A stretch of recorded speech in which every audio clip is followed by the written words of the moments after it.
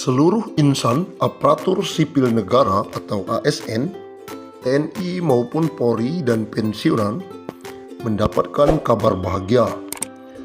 Pemerintah memastikan akan memberikan insentif tambahan. Insentif yang dimaksud adalah pencairan tunjangan hari raya atau THR yang akan disalurkan sejak H-10 sebelum perayaan Hari Raya Idul Fitri. Bukan hanya itu, mereka juga akan diberikan gaji ke-13 sebelum tahun ajaran baru. Menteri Keuangan Sri Mulyani Indrawati dalam konferensi pers secara virtual memastikan pemerintah telah menyiapkan alokasi anggaran. Besarannya bahkan mencapai 30,8 triliun. Untuk ASN, TNI, Polri, DIPA-nya 7 triliun. Untuk ASN daerah dan P3K dialokasikan sebesar 14,8 triliun.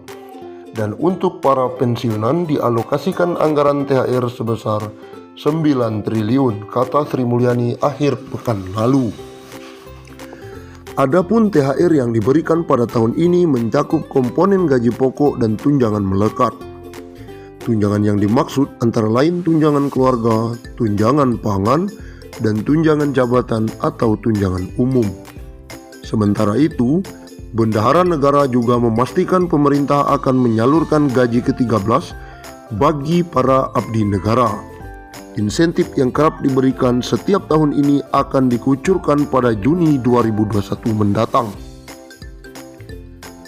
Pemerintah akan memberikan gaji ke-13 yang pelaksanaannya akan dilaksanakan pada Juni 2021. Ex-Direktur Pelaksana Bank Dunia itu mengatakan, besaran gaji ke-13 yang diterima ASN, TNI maupun Polri serta pensiunan mencakup komponen gaji pokok dan tunjangan melekat, yakni tunjangan keluarga, tunjangan jabatan atau tunjangan umum, dan tunjangan kinerja.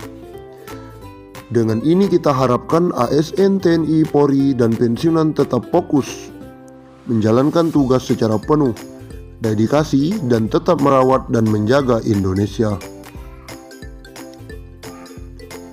Berikut besaran THR dan gaji 13 tahun 2021 kepada pimpinan, anggota, dan pegawai non-pegawai aparatur sipil negara berdasarkan Peraturan Menteri Keuangan Nomor 42/PMK.05/21.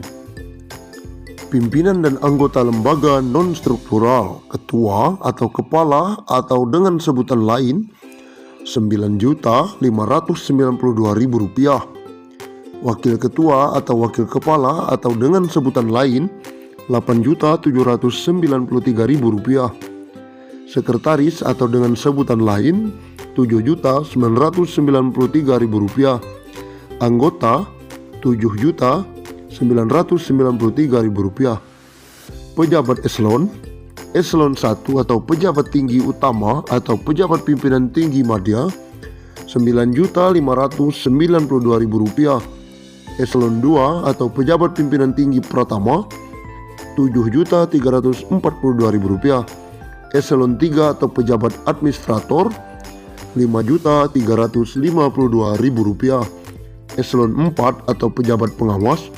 Rp5.242.000.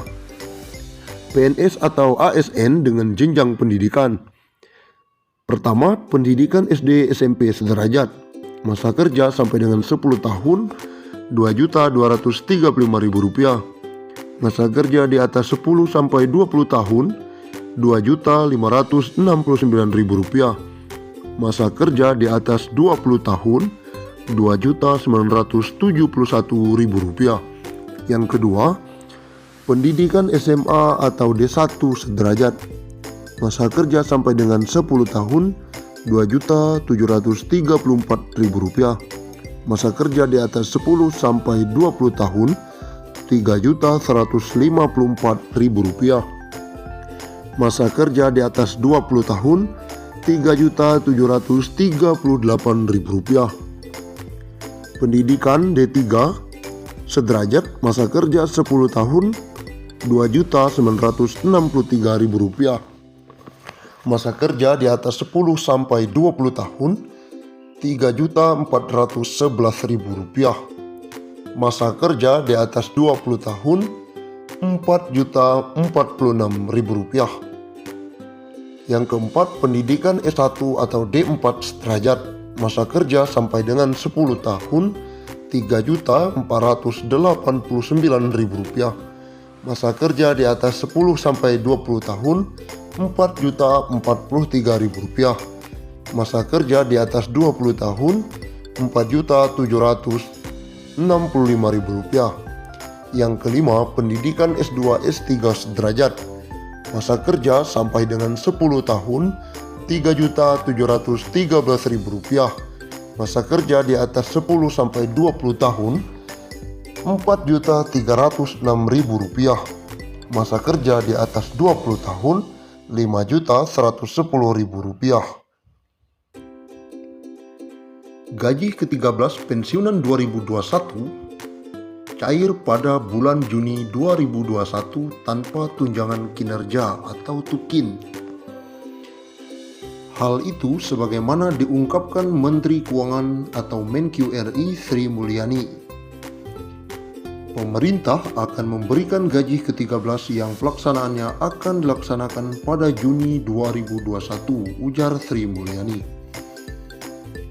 Keputusan ini dalam PMK nomor 42/PMK.05/2021 tentang petunjuk teknis pelaksanaan THR dan gaji ke-13.